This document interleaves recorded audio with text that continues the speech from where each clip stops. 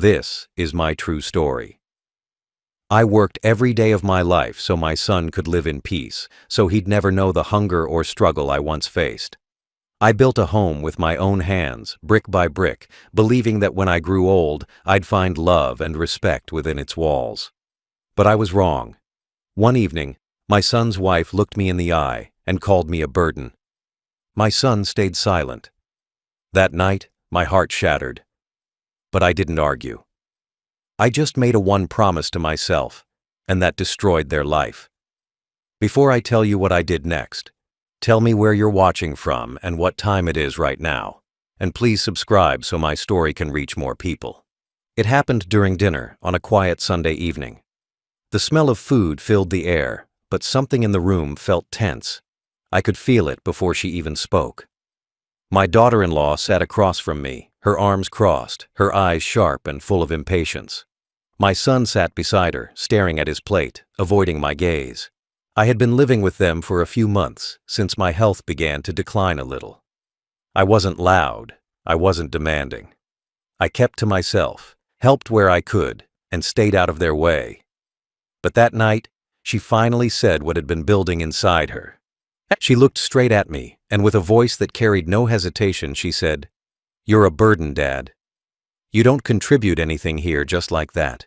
No emotion, no shame." The words hung in the air, sharp as knives. My son didn't say a word. He didn't defend me, didn't even look at me. He just kept eating, pretending he hadn't heard it. That silence hurt more than her insult ever could. For a moment, I thought maybe I misheard her. Maybe she was joking. But the coldness in her eyes told me she meant every word. I looked around the table, at the chairs, the walls, the home I had built with my own hands, and realized I was no longer welcome in the very place I had created. It wasn't just a sentence she threw at me. It was a verdict.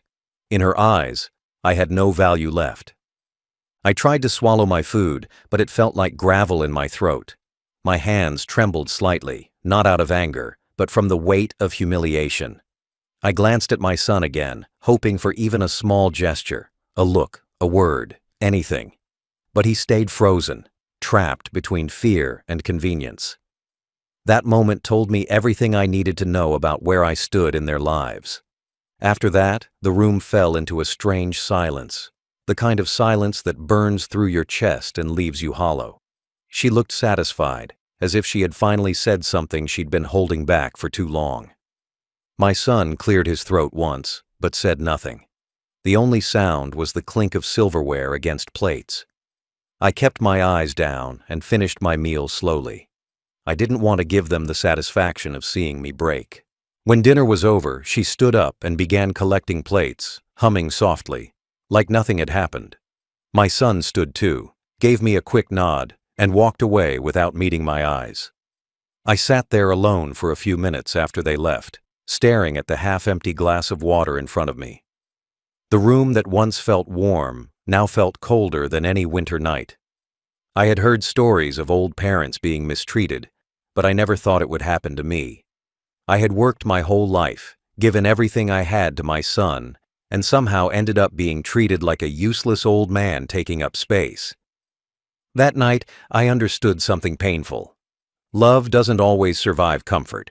When people have everything, they forget who gave it to them. I stood up from the table slowly, my knees aching, my chest heavy. As I walked to my room, I could still hear her voice in my head, over and over again. "You're a burden."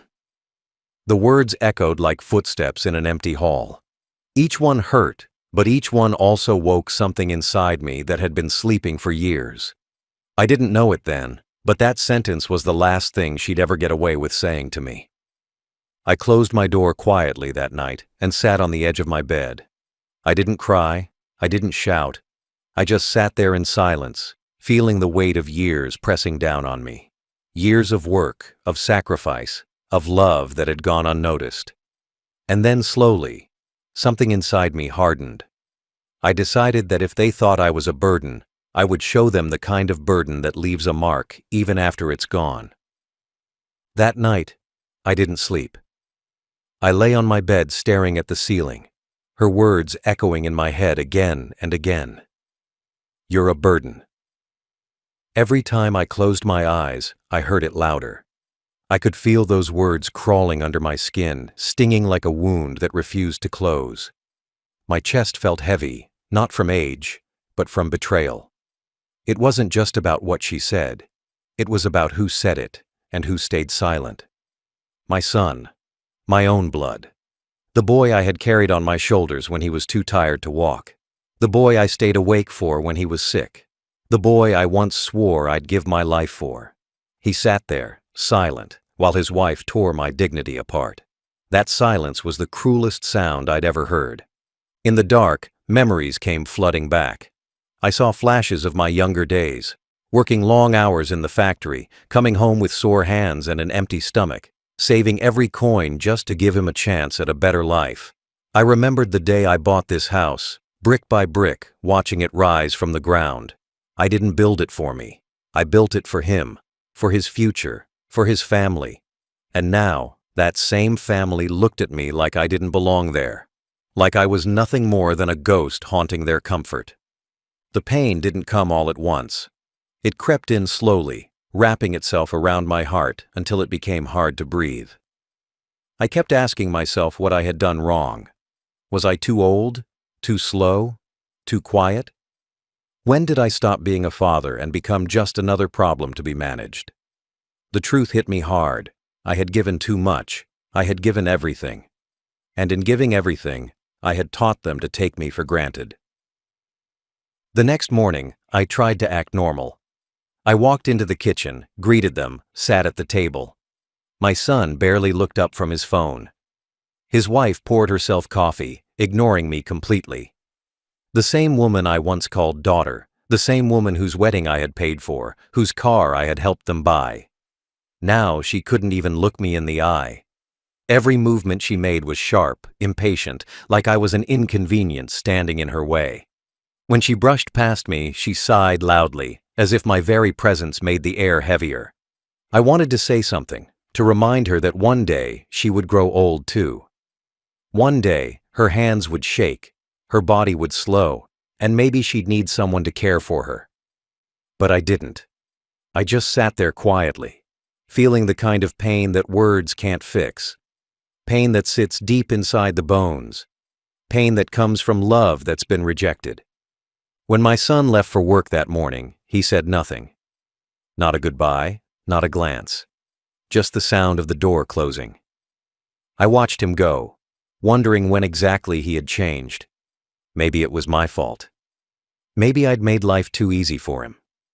Maybe I'd never let him struggle enough to understand the value of what I gave. I had always thought kindness would be remembered. I was wrong. In this world, people don't remember who helped them climb. They only remember who stands above them now. That day passed in silence. I stayed in my room most of the time. I could hear them laughing in the living room, watching television, living their lives like nothing had happened. The walls felt thinner than ever. Every laugh, every sound of comfort felt like it was mocking me. I sat by the window, looking at the garden outside, the garden I planted for my wife before she passed. She would have never allowed this. She would have stood up for me. Sometimes I wished she was still here, not because I wanted to escape the pain, but because I needed someone to remind me that I still mattered. When night came again, I packed my bag. Not with anger, not with revenge, but with quiet finality. I folded my clothes slowly, took one last look around the room that used to feel like home, and made a promise to myself. I would never let anyone make me feel like a burden again. I would leave with my dignity intact, and when the time came, they would remember what they lost. I woke up before the sun that morning. The house was quiet, still asleep, unaware that I was about to walk away for the last time. I sat on the edge of my bed for a moment, my bag packed beside me, my hands resting on my knees. My heart was heavy, but calm. There was no anger left, just a kind of quiet sadness that felt too deep for tears. I looked around the room one last time. The old dresser I'd built myself, the faded curtains, the family photo on the wall. It used to mean everything to me. Now, it only reminded me how far love can fall when pride takes its place. I moved quietly down the hallway. Every creak of the floorboard felt louder than usual, like the house itself was watching me leave. I paused outside my son's room. The door was closed. Behind it, I could hear faint snoring. For a moment, I thought about knocking, just once, to say goodbye. But then I remembered the look on his face at dinner, the way he stared at his plate while his wife threw her words like stones. That silence told me everything I needed to know. There was no goodbye to give, not anymore. In the kitchen, the smell of last night's food still lingered. The sink was full of dirty plates. I washed them quietly, one by one, like I had done every morning since I moved in. My hands moved automatically, the same way they had for decades, cleaning, fixing, helping. Even as I was preparing to leave, I couldn't walk away without doing one last thing for them. Maybe it was foolish, but that's what love does to you. It stays, even when it shouldn't. When I was done, I folded the towel neatly on the counter and turned off the light. I left a small note on the table, just 3 words. Take care, always. I didn't sign it. I didn't want them to feel guilt or pity later. I just wanted to disappear quietly, the same way they made me feel while I lived there. Stepping outside, the morning air felt colder than usual. The street was empty, the sky still gray with dawn. I carried my small bag and walked slowly down the path I had once paved myself.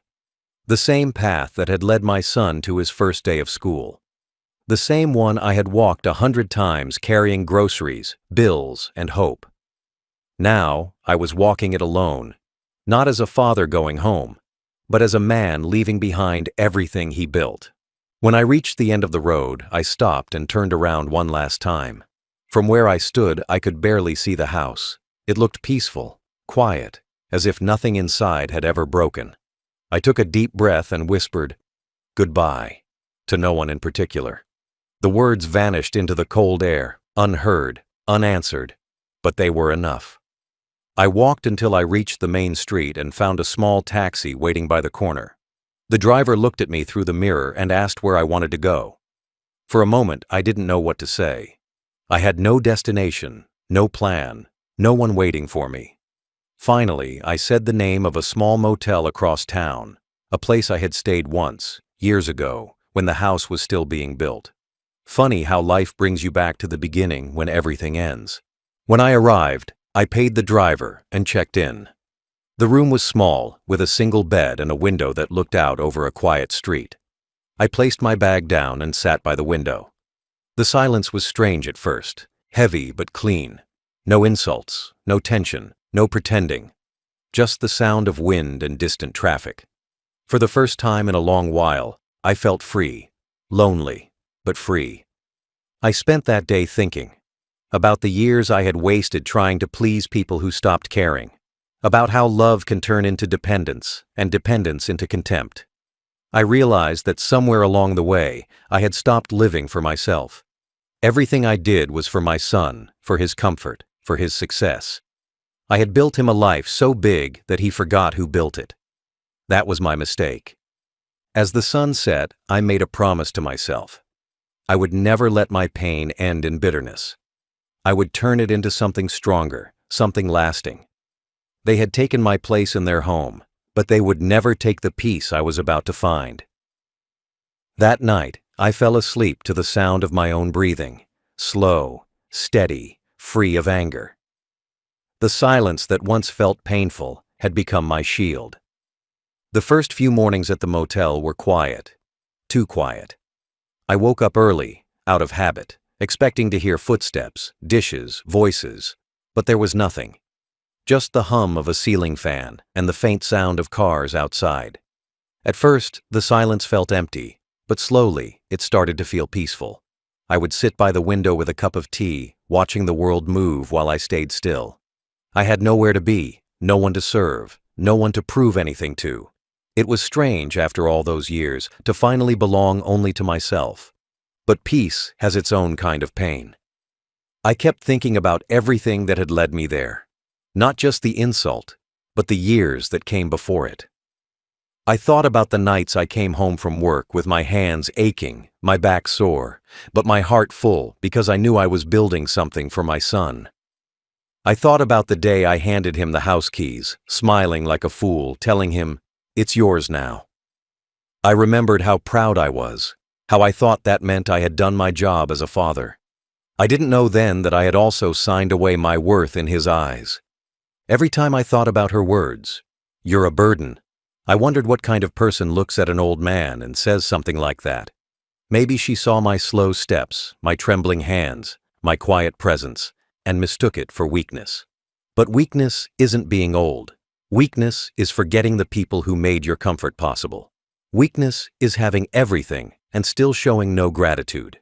Some nights, I lay awake replaying every memory of them, the birthdays, the celebrations, the laughter. I realized that somewhere along the way, I had mistaken comfort for closeness. I thought because I provided for them, they would always love me. But love built on what you give can fade the moment you stop giving. That was my biggest mistake. I taught them to depend on what I could do, not on who I was. When my hands got tired, so did their love. I spent those days walking around the neighborhood, not because I had anywhere to go, but because I needed to move.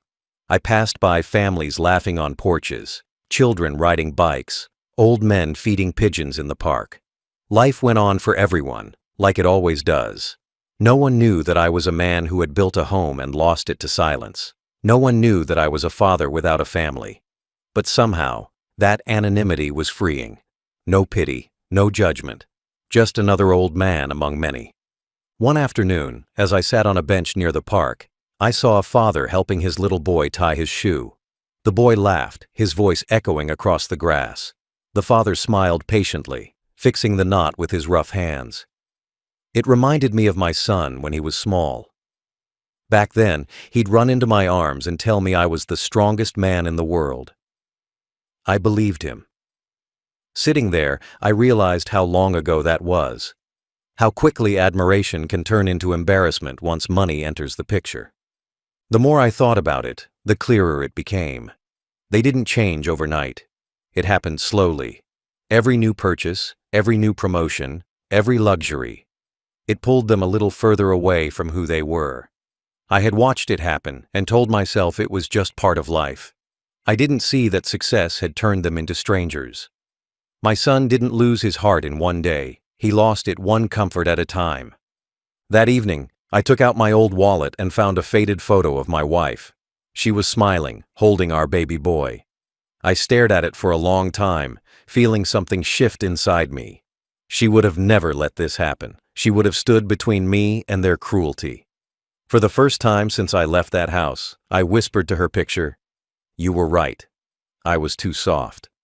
But maybe being soft isn't wrong. Maybe it's just dangerous when you give it to people who don't deserve it. That's when I made a decision. I wasn't going to waste the rest of my life feeling sorry. I wasn't going to be remembered as a burden. I was going to remind them, in my own quiet way, who I really was and what my worth truly meant. That night, I called my lawyer. When my lawyer answered, his voice sounded surprised to hear from me. It had been years since I last called him. I told him I wanted to meet the next morning, that there were some things I needed to change. He didn't ask why. He had known me long enough to hear the weight in my voice. That night, I didn't sleep much. I lay there in the dim motel room, thinking about what I was about to do. I wasn't driven by revenge. I wasn't angry anymore.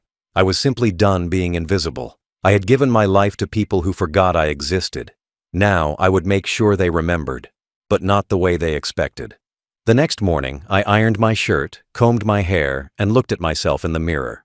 My reflection looked old, yes, but not defeated. The lines on my face weren't weakness. They were proof that I had lived, worked, and endured. I walked to the lawyer's office with my head high, each step lighter than the one before. When I arrived, he greeted me warmly and asked how I'd been. I just smiled faintly and said, "It's time to set things right." We sat in his office for hours, going through documents, property records, and the old will I had written years ago.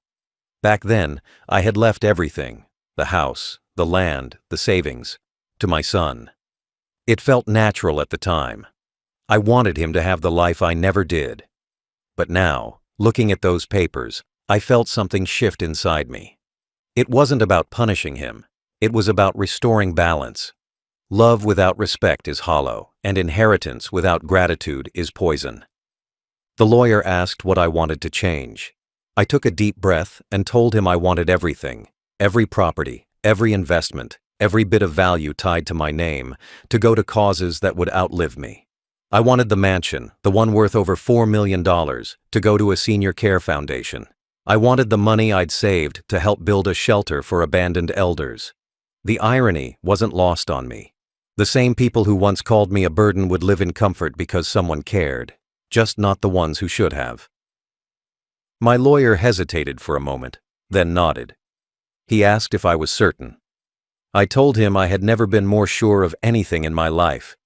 As we began drafting the new will, I felt something leave me, like I was setting down a weight I'd carried for too long. Each signature felt like closure. With every line I signed, I took back a piece of myself that I had lost in their home. We finished just before sunset. The lawyer slid the papers into a folder and placed it in his cabinet. He looked at me and said, "This will surprise them." I smiled faintly and replied, "Good." Let life give them the surprise I never could. I didn't want to hurt them, but I wanted them to understand. Some lessons can't be taught with words. They have to be learned through loss. As I left the office, the sky was painted orange and gold. I walked slowly, feeling the evening wind against my face. For the first time in years, I felt light. Not happy, but free. I had nothing left to prove. I had spent my life building a house, a legacy, and a family, and they had spent theirs taking it for granted. Now, I would build something that mattered, something that would carry my name with dignity long after I was gone. That night, I went back to my small room at the motel, made myself a cup of tea, and sat by the window. I didn't feel bitterness. I felt peace. My story was finally in my hands again. If my son and his wife thought I was a burden, then they were about to learn that even a burden can carry a fortune and decide where it belongs. The weeks that followed passed quietly, but there was a strange calm inside me. The kind of calm that comes when you finally stop waiting for people to change. I went about my days like a shadow, unnoticed, unbothered. I didn't contact my son, didn't write, didn't visit. I wanted distance to do what my words never could. People often say time heals, but sometimes time simply reveals. And in those weeks, it revealed exactly who they were without me. Careless, proud, and blind to the cracks forming in their own hearts. Then, one morning, I woke up feeling weaker than usual.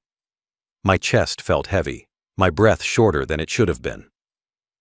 I had ignored the small pains before, but this one was different. I sat on the edge of my bed, my hand pressed against my chest, and a thought came to me. Maybe my time was closer than I thought. I wasn't afraid. I had made my peace. My will was signed. My affairs were in order, and my heart had finally let go of anger. I was ready whenever life decided it was time. I called my lawyer again that afternoon, not to change anything, but just to check that everything was in place. He assured me it was. Then, as if fate were listening, the very next day my phone rang. It was my son. His voice was full of warmth, almost too much of it. He asked how I was doing, said they missed me, said they wanted me to come home. I could hear his wife in the background, her voice softer than usual. For a moment, I closed my eyes and let the words sink in, words I had waited years to hear. But then I realized something. They weren't calling because they missed me. They were calling because they knew. I didn't ask how they found out. Maybe someone from the lawyer's office had mentioned something, or maybe rumors had spread. Either way, it didn't matter. Their sudden kindness was too rehearsed, too polished. The same people who had ignored me now spoke like saints. My daughter-in-law even said she was worried about my health. The same woman who once called me useless. I listened, responded kindly, but inside, I smiled at the cruel humor of life. When people think they're about to inherit something, their memory becomes perfect, and their manners return overnight. A few days later, I agreed to visit them. My son came to pick me up. He looked uncomfortable, as if he didn't know how to talk to me. During the drive, he kept trying to fill the silence with small talk, how work was, how the house had been renovated, how his wife had started volunteering. I just nodded, looking out the window, letting him talk. I wasn't there to argue. I was there to watch.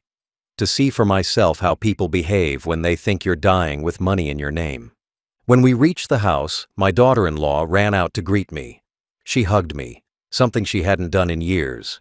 Her smile was wide, almost trembling. She insisted I take the best chair, brought me tea, asked if I needed a blanket. Every gesture was perfect, like she had rehearsed it. But behind her smile, I saw panic. She was afraid that the man she once insulted might leave her with nothing. Over the next few weeks, she changed completely. Every morning, she'd bring me breakfast in bed. She'd call me Dad, her voice suddenly sweet. She'd tell her friends how blessed she was to have me in her life. My son joined in, laughing louder than he used to, agreeing with everything I said. It would have been funny if it wasn't so pitiful. I had seen fake kindness before, but this was something else. This was desperation wrapped in politeness. I said nothing.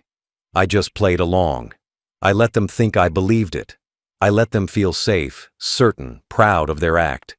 I even thanked them sometimes to make it all more real. But inside, I was counting the days.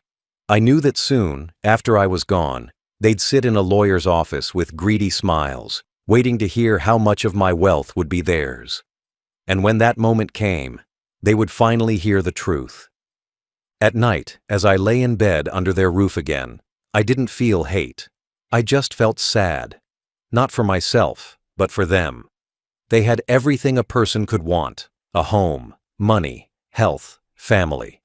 But they had lost the one thing that makes it all worth having: humanity. And that loss, I knew, would cost them far more than money ever could. The day of the will reading came faster than anyone expected. My health had worsened, and I passed away quietly one night in my sleep. No pain, no noise, just silence. My last thought before my eyes closed was peace. I had done everything I needed to do. My story would end the way I wanted, not with pity, but with dignity. When the morning came and they found me gone, I imagined the shock, the tears, not of love, but of fear. Fear of what I might have left behind. Because when greed lives in a heart long enough, even grief becomes selfish. A week later, they sat in the lawyer's office. I can almost picture it, even now.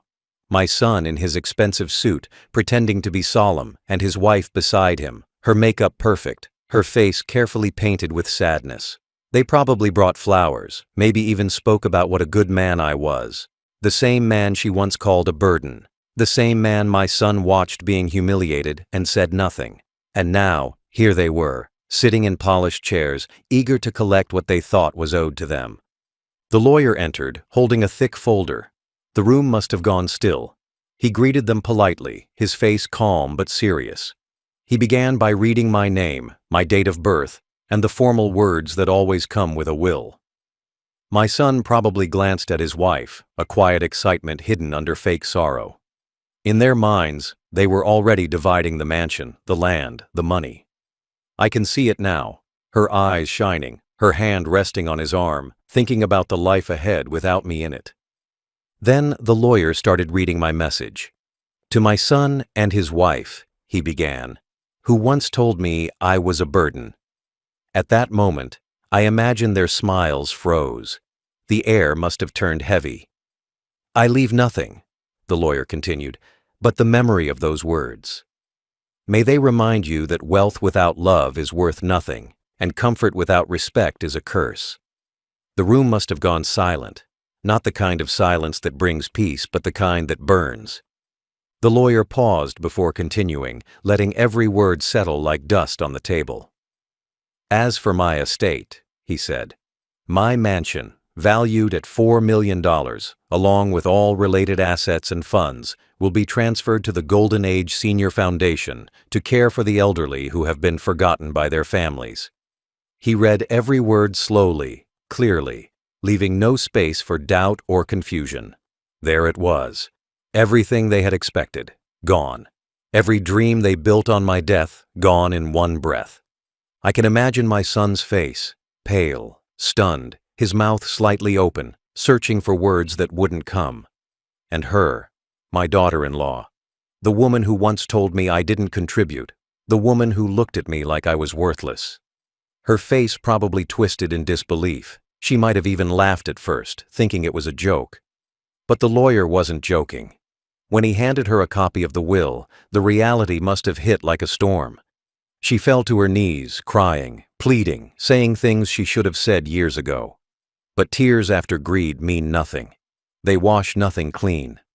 My son likely tried to talk, his voice trembling, asking if there was a mistake, if maybe another document existed. But there was no mistake. Everything was exactly as I had chosen. The lawyer, calm as ever, simply told them that the documents were final, signed, and witnessed.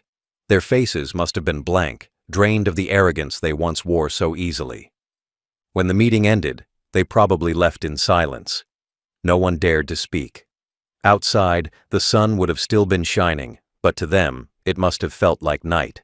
The mansion they once treated as theirs was gone. The life they built on greed had crumbled in a single afternoon. And the man they dismissed as a burden had written the final chapter, one they would never forget. That's how life works sometimes. You don't always get to see your justice, but if you live long enough, it finds its way to the right people. My story ended in peace, not revenge. But for them, it will never end.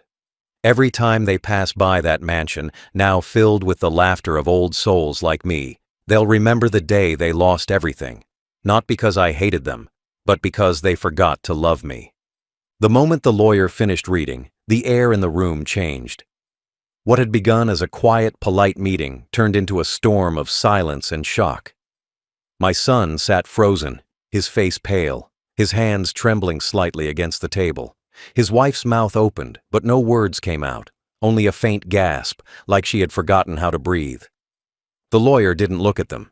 He simply folded the papers neatly, his job done, his expression steady. The truth was out. The weight of every word I had written now hung in that room heavier than any curse could ever be. My daughter-in-law tried to speak first. Her voice cracked as she asked if this was some mistake, if maybe another version of the will existed. The lawyer calmly told her no. Everything had been reviewed, signed, witnessed, and sealed. There was no mistake, only truth. He read it again, slowly this time, making sure every syllable landed where it was meant to. To my son and his wife, who called me a burden, I leave nothing but the memory of those words. When those words left his lips a second time, my son lowered his head. The sound of paper rustling filled the space. Small, meaningless noise in a moment that needed none. My daughter-in-law's hands shook as she covered her face. I imagine her mascara running, her voice rising as she began to cry, saying she didn't mean it, saying it was just a moment of anger, saying she loved me. But love spoken at the reading of a will isn't love. It's fear wearing a disguise. And I had seen that disguise before. The lawyer continued. The mansion, valued at $4 million, will be transferred to the Golden Age Senior Foundation in accordance with the decedent's wishes. My son finally looked up, disbelief spreading across his face. That mansion, the same one they had filled with their laughter, their arrogance, their unspoken resentment, no longer belonged to them. It would now shelter people who had nothing, people like me, people who were left behind. For the first time in their lives, they were the ones being left behind. My daughter-in-law fell to her knees. I can almost hear her sobbing, begging, saying it wasn't fair. But fairness has nothing to do with it. Life isn't fair when you humiliate the hands that once fed you. Life isn't fair when you take comfort for granted and call the giver a burden. Fairness ended the moment she threw her words like knives across that dinner table.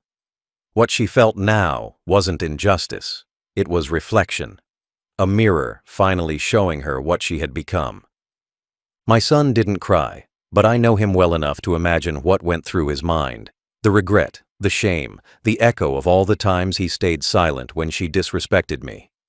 Silence is a choice, and that day he learned that choosing silence can cost more than words ever could. I had given him everything, my youth, my strength, my life, And in return, he gave me nothing but the quiet nod of a coward too afraid to stand up for what's right. Now, that silence had spoken back to him louder than anything he'd ever heard.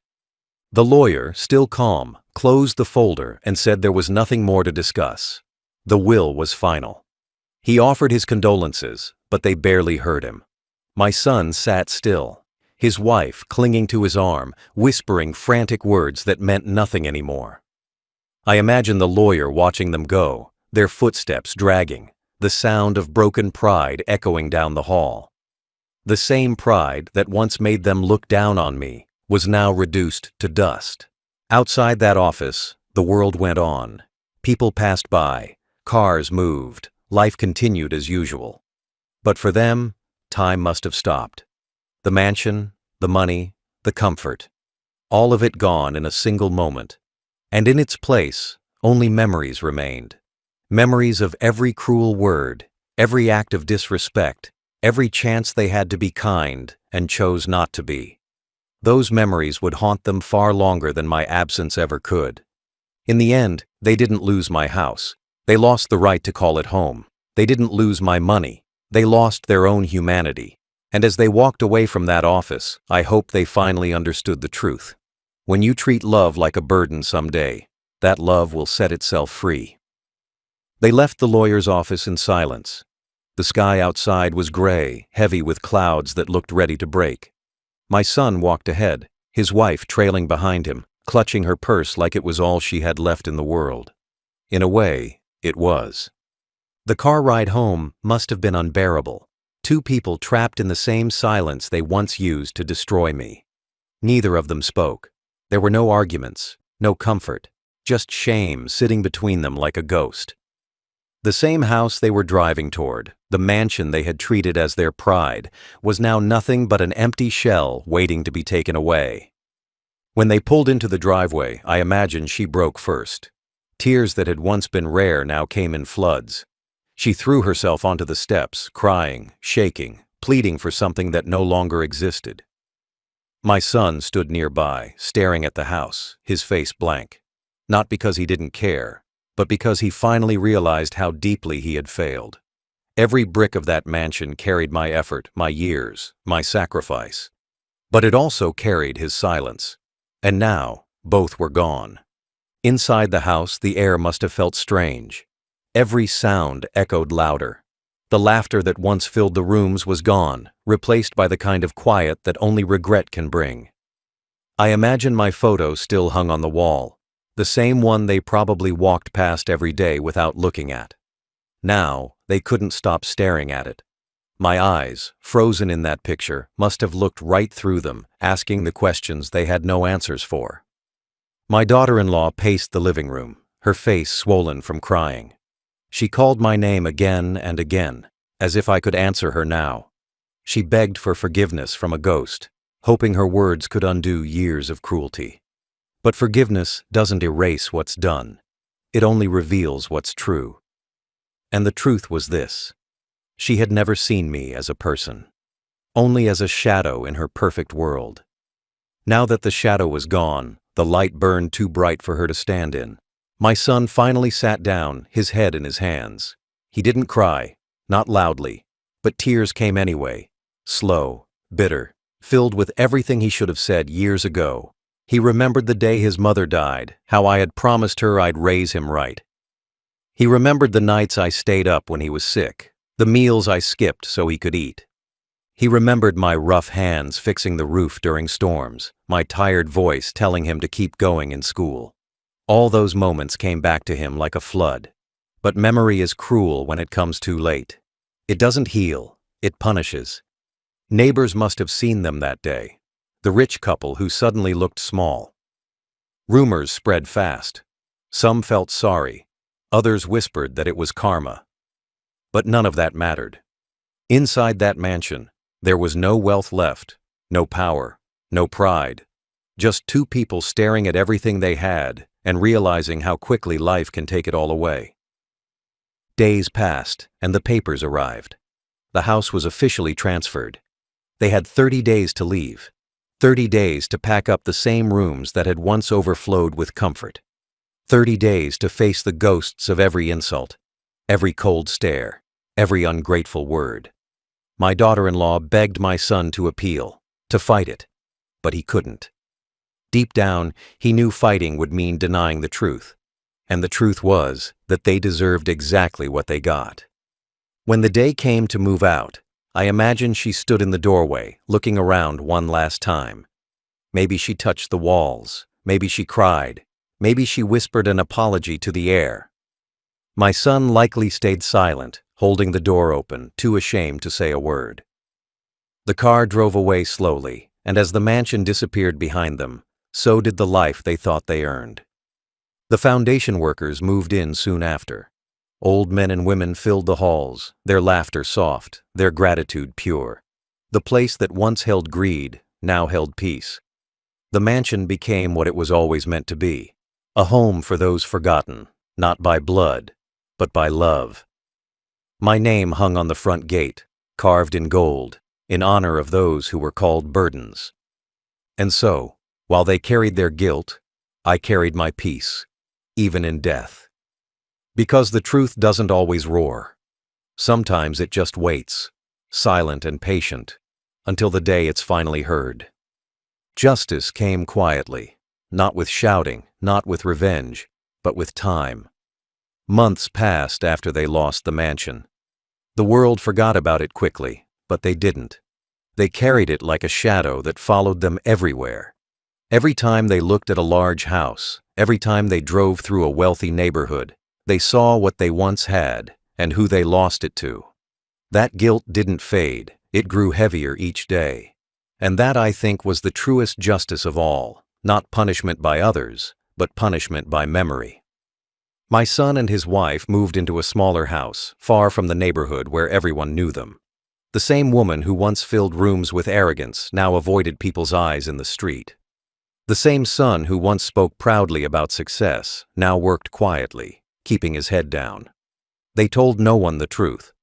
They said they sold the mansion by choice, that they wanted a simpler life. But lies have a way of showing themselves in the way a person carries their pain. You can see it in their shoulders, their eyes, their silence. Meanwhile, the mansion lived on. The foundation repaired what needed fixing, but they kept the spirit of the place intact. They brought in seniors who had nowhere to go, people abandoned by their families, people who had been told they were too old, too weak, too much trouble. The rooms that once heard insults now echoed with laughter and shared stories. Every morning, the nurses opened the windows and sunlight poured in. The house, which once felt cold despite its luxury, was warm for the first time. My name on the gate wasn't just a symbol. It was a reminder that dignity cannot be bought or erased. My son visited once, months later. He stood outside the gate, hands in his pockets, looking at the golden letters that spelled my name. He didn't go inside. He couldn't. He just stood there, silent, staring at the people on the porch, old men talking, women knitting, everyone smiling. Maybe he realized then that this was where love truly lived, not in the mansion he filled with pride, but in the kindness that grew out of the ashes he helped create. His wife stayed in the car, watching from a distance. I imagine her crying quietly, not because she lost money, but because she finally understood what she had done. It takes most people years to learn the weight of cruelty. For her, it took one sentence, the one she threw at me without thought. "You're a burden." That one sentence took away everything she loved. That one sentence built her karma brick by brick until it stood taller than the mansion she once called hers. They never spoke about me again, not in public. But in their home, my presence lingered. Every birthday, every quiet night, every small success. I was there, not as pride, not as shame, but as the echo of what they lost. Because here's the thing about people like them. They don't lose because others take something from them. They lose because they destroy it themselves, piece by piece, until there's nothing left to hold. And me? I had already found my peace. I wasn't there to see their tears, their regret, their collapse, and I didn't need to be. I didn't write that will for revenge. I wrote it so that when I was gone, my silence would finally speak. My last words on paper were stronger than anything I could have said while alive. The mansion, the money, the memories. They all served one purpose: to remind them that love cannot be measured in wealth and respect cannot be begged after it's buried. The lawyer later told the foundation my story. They hung a small plaque in the front hallway with my words engraved. A burden only exists until it stands tall enough to be remembered. Every visitor who walked through the doors read it, and many of them smiled through tears. I didn't leave behind bitterness. I left behind a lesson, one written not in anger, but in truth. That is how my story ended. Not with wealth, not with applause, but with justice that needed no witness. My dignity stayed untouched. My name lived longer than their comfort. And in the end, the man they called a burden became the reason hundreds of others finally had a place to belong.